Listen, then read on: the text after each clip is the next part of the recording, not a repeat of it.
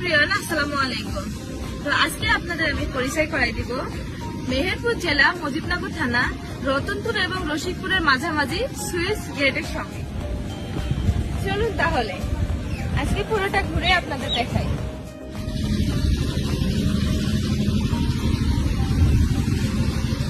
মেহেরপুরে সেই ব্রিটিশদের তৈরি সুইস গেট দেখতে চলে আসছে আজকে। চলুন আপনাদেরকেও সব ঘুরে দেখি। সুইস গেটের কাছে আমার অনেকদিন থেকে শখ ছিল এখানে আসার, বাট আসতে পারি নাই অনেক ব্যস্ততার কারণে। তো আজকে ছুটির দিন এই জন্য চলে আসলাম ঘুরতে।